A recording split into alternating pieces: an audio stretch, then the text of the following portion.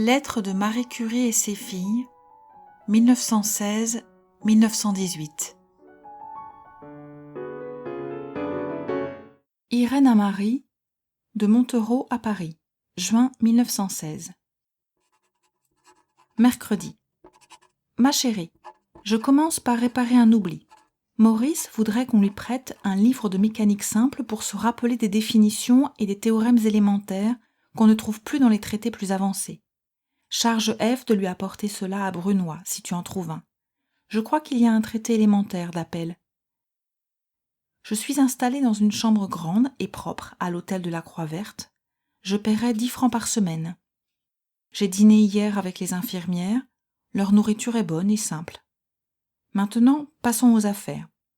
Hier, on a apporté une table radiologique avec une cupule qui peut être fixée sous la table. Nous l'avons montée à la place de la précédente que nous avons retirée. Le pied porte-ampoule nous servira à travailler sur la table. Le seul ennui, c'est que, malgré les glissières qu'il y a en haut et en bas, le bras qui porte l'ampoule s'incline un peu au lieu d'être bien horizontal. Mais il faudra que j'essaie de me rendre compte dans quelle mesure cela fausse le rayon normal. Je crois que c'est très peu de choses et que cela ne gênera généralement pas. J'ai fait descendre les plaques. Je t'embrasse bien et je vais courir chercher le communiqué pour me sentir un peu moins seule en le lisant avec toute la France. Irène.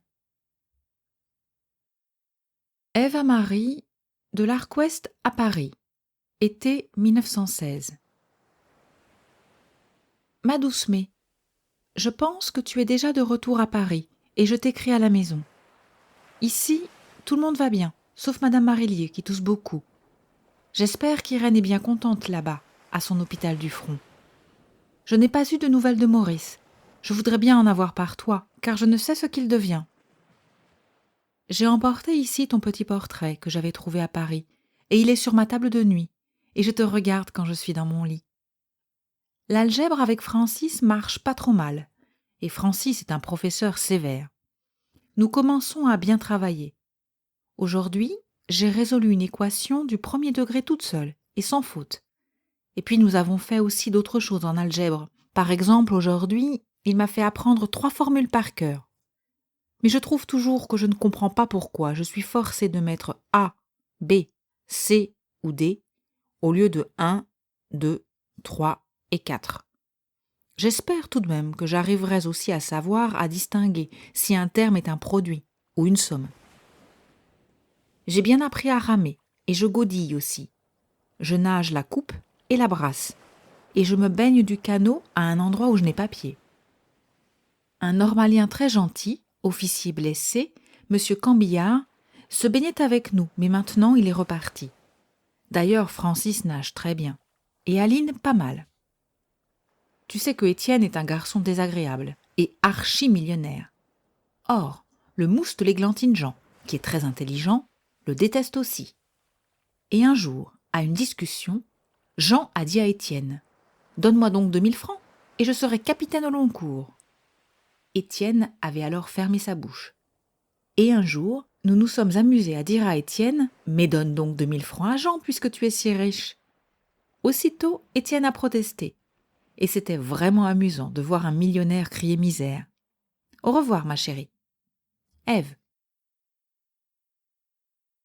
Ève à Marie, de l'Arc-Ouest à Paris, août 1916. Mardi matin. Mes chéris, il faut que je te raconte notre course d'hier. À 7 heures, Francis vient me réveiller en lançant des pierres dans ma chambre. Il fait un temps gris avec beaucoup de brouillard. Je me lève, je mets une robe, des chaussettes et des souliers, ce qui me paraît très bizarre. Nous déjeunons chez Aline à 8h moins le quart, et quand Charlot arrive, nous partons. Charlot est armé d'un yatagan énorme. On a rempli le rucksack de Francis, mon rucksack à moi, et 3 musettes. Je porte mon rucksack sur mon dos. D'abord, départ en chantant sur la route de Paimpol. Pas loin de Paimpol, nous prenons un chemin à travers champs, nous arrivons en vue de Plouné. Après des circonvolutions, nous arrivons en vue du Trieux. Le soleil s'est levé et cuit. Nous rencontrons la voie du chemin de fer que nous suivons. Nous dépassons l'Anserfe et nous arrivons, toujours sur la voie du chemin de fer, en face du château de la Roche-Jagu. Nous faisons une ascension dans un bois de pin où nous campons pour déjeuner. Déballage, les provisions se composent de un grand sac de pommes de terre froides et bouillies, 2 œufs durs par personne, du pain, des tartines de confiture, du beurre, des petits beurres, des groseilles à maquereau, du chocolat, 2 litres d'eau et 1 de cidre. D'abord, nous nous apercevons qu'il s'est formé une purée d'œufs durs. Rire. Nous dévorons. Aline fait des saletés avec la confiture. Après le déjeuner, sieste, et ensuite on se remet en marche sous un soleil brûlant. Nous suivons la voie dans la direction de Guingamp pendant 5 kilomètres, puis nous revenons par la route de Ploriveau. Nous passons par Ploriveau, Paimpol et l'Arc-Ouest. Ensuite, nous nous jetons sur nos costumes et dans l'eau. En tout, nous avons fait 45 kilomètres à pied. C'est bien. Francis m'a beaucoup félicité pour mon endurance. Aline et Marguerite et Charlot aussi. J'ai été bien contente de trouver mon lit. Au revoir, mes chéris. Les Grikourov arrivent aujourd'hui. Je t'embrasse bien fort. Ève. Écris-moi. Reçois-tu souvent de mes nouvelles? Je t'écris tous les jours. Montre cette lettre à Irène.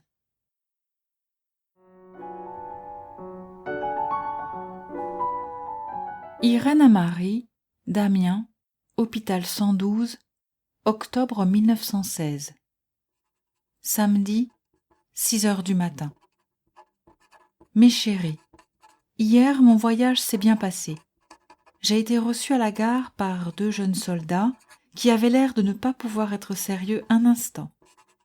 J'ai déjeuné avec les infirmières, puis j'ai été me prendre une chambre dans une maison où les infirmières commencent à habiter, bien qu'on y fasse encore des travaux de réparation et de remise à neuf.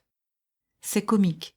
Tantôt la maison reste ouverte et on y entre comme dans une grange, tantôt elle est fermée et il n'y a pas moyen de trouver la clé quand on veut rentrer. En ce moment-ci, les appareils de la voiture fonctionnent et la table repiquet est là. Cette table n'a pas l'air mal commode. Hier après-midi, j'ai été chercher les appareils à la gare. On a émis la prétention de me faire attendre 3 ou 4 jours, parce qu'ils n'en sont encore qu'à décharger les wagons partis le 26 septembre. Mais j'ai été trouver le chef des services de messagerie qui m'a accompagné pour chercher les wagons dans lesquels était le matériel. Un des soldats de l'hôpital, qui cherchait aussi, l'a trouvé. On l'a descendu du train. Seulement, comme la voiture qui devait les emporter était partie, on ira les chercher ce matin. Le médecin-chef a été pour moi aimable, quoique plutôt sec. Il m'a chargé d'instruire le sergent et un élève du PCN, un de ceux qui étaient venus me chercher à la gare, et cela dans des termes qui impliquaient peu de confiance et même peu de politesse envers le docteur Bouchacourt, dont il paraissait ignorer l'existence. Il a été d'ailleurs aussitôt dire la chose à M. Bouchacourt, et je suppose que cela a dû être dit sans beaucoup plus de précautions oratoires qui paraissent étrangères à M. Laval. Moi, en revanche, j'en ai pris. J'ai été aimable avec M. Bouchacourt, qui a été aimable avec moi. Ce digne homme, à ce que j'ai pu voir le soir au retour de la gare, ignore les dangers qu'il y a à laisser une ampoule atteindre 20 cm d'étincelle. Cela ne le frappe pas du tout, il écarte le spintermètre. J'ai demandé au sergent du fil de plomb, des palettes, des sacs de sable, à mademoiselle Briouin, très gentille pour moi, une toile cirée et du leucoplaste. Je t'embrasse. Irène. Le cabinet de photo est très bien arrangé, avec le bahut de briques et de plomb. Je ne paie ni logement, ni nourriture.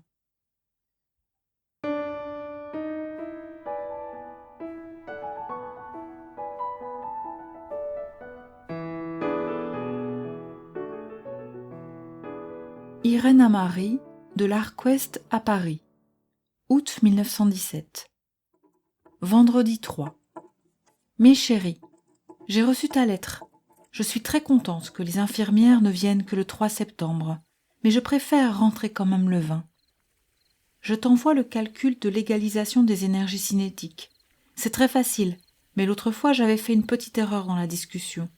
J'ai refait le calcul de la pression, et pour le cas où la distribution des vitesses est inconnue. Je veux du travail, s'il te plaît. Ce matin, temps gris, mais moins de vent qu'hier.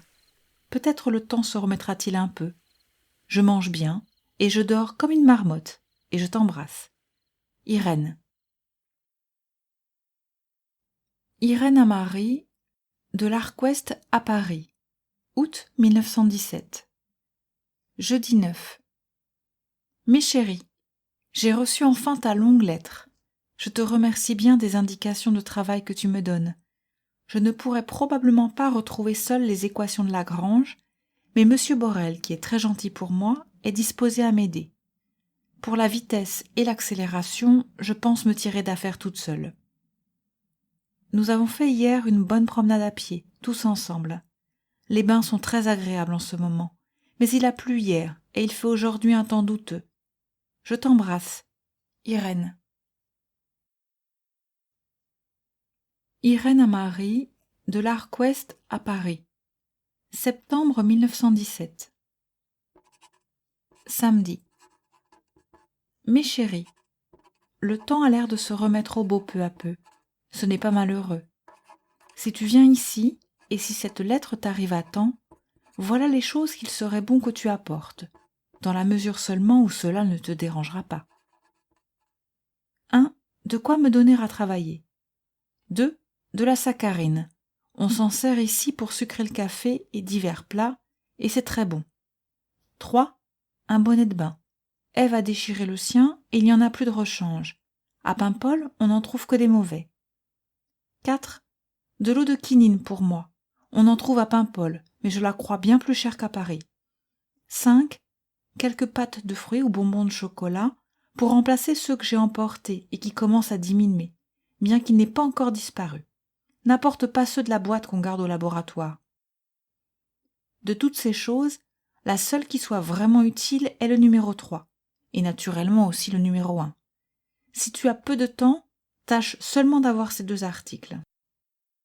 Il ne sera sans doute pas possible de te trouver un lit. Tu coucheras dans le mien, et Ève et moi ensemble. Je n'ai pu trouver le rapport E sur C.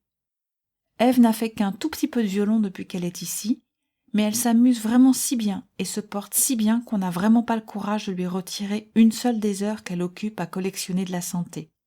Je crois qu'il vaut beaucoup mieux la laisser tranquille. Elle est si encline à se tourmenter pendant l'année et à ne pas se promener. Je t'embrasse. Irène.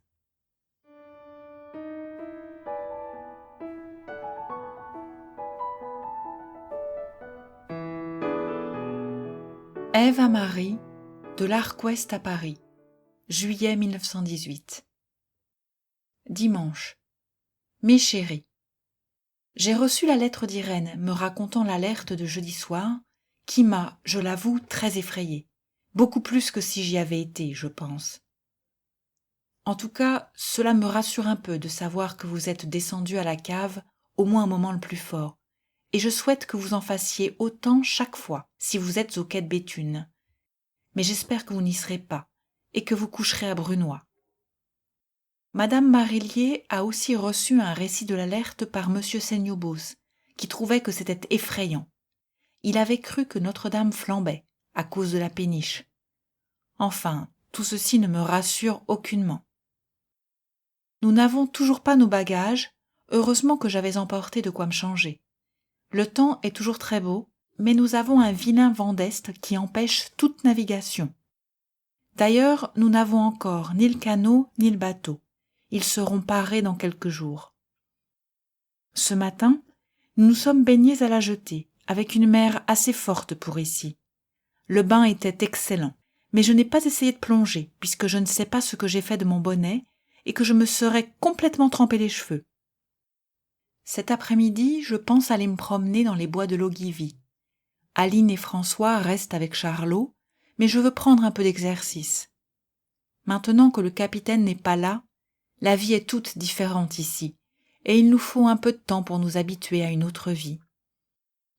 Les 2 jours derniers, j'étais un peu désœuvrée, mais aujourd'hui je me remets à faire quelque chose. Seulement, comme nos malles ne sont pas arrivées, alors je n'ai ni mes livres, ni revues, et il m'est assez difficile de faire quelque chose, excepté du violon. C'est pourquoi je vais me promener un peu aujourd'hui.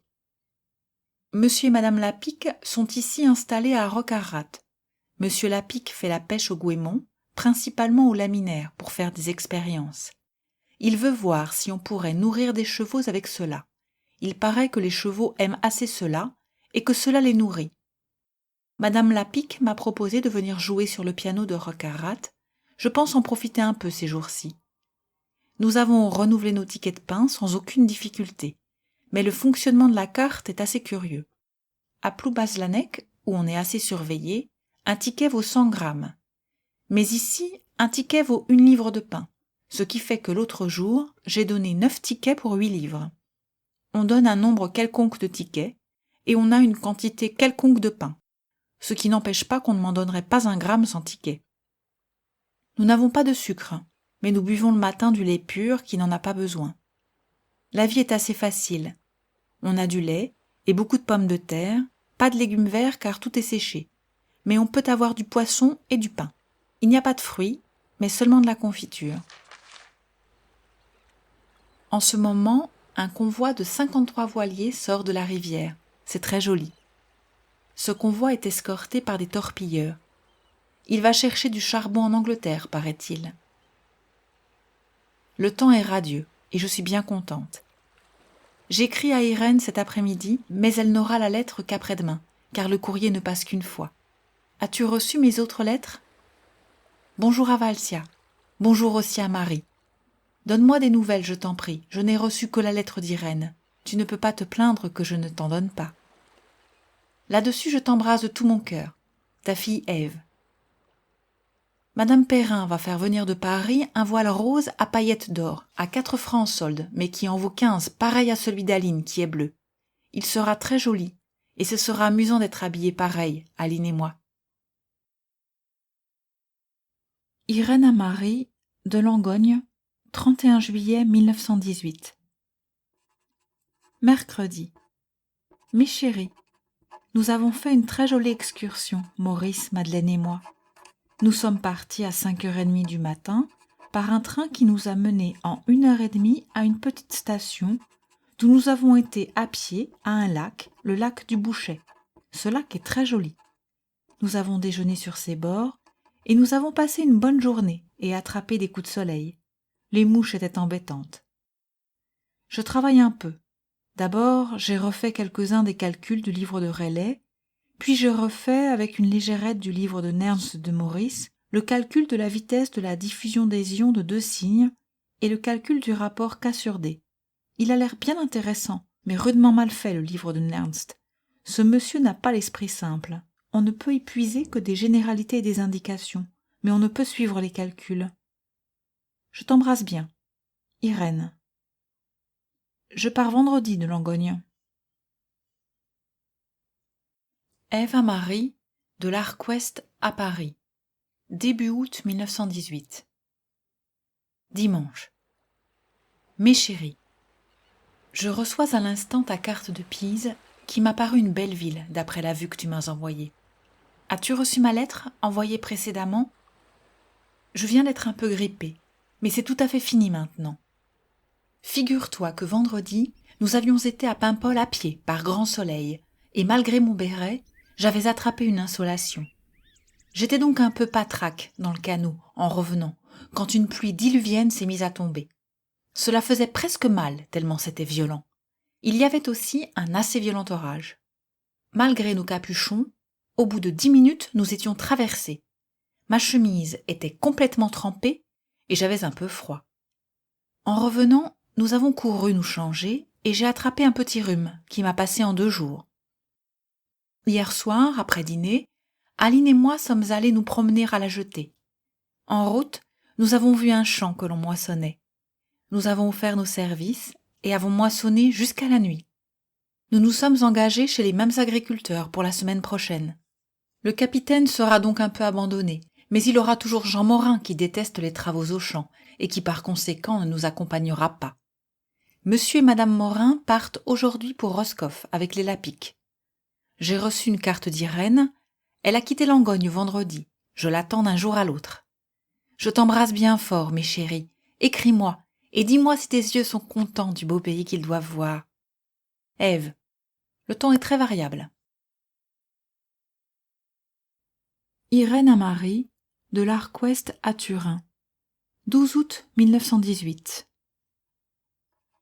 Lundi. Mes chéris, nous sommes ravis de voir que l'on fait une offensive et nous sommes pleines d'espoir. Les Allemands ont enfin été surpris à leur tour. Je crois, ma chérie, que nous arrivons enfin au moment que nous avons toujours attendu, le moment où, après avoir passé par un minimum, nous remonterions. Ce minimum a été, je crois, au moment de l'offensive allemande sur les Anglais. Depuis, notre résistance s'est améliorée d'abord pour passer enfin à l'initiative. Peut-être après tout que l'on n'en a plus pour bien longtemps. Je t'embrasse, Irène.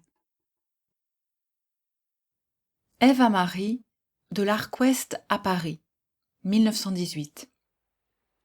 Mes chéris, je ne sais si cette carte t'arrivera demain, car nous sommes rentrés pour déjeuner à 1h30, le courrier était passé. Nous avons mis 1 heure à essayer d'accoster avec le petit canot par des vagues assez fortes.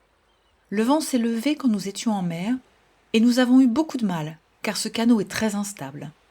Nous sommes tous trempés, car nous nous sommes mis à l'eau, ne pouvant pas accoster. Victime perdue en mer, une paire de chaussettes à Charlot et une serviette à Aline. Nous avions lancé le tout du canot pour ne pas l'avoir apporté.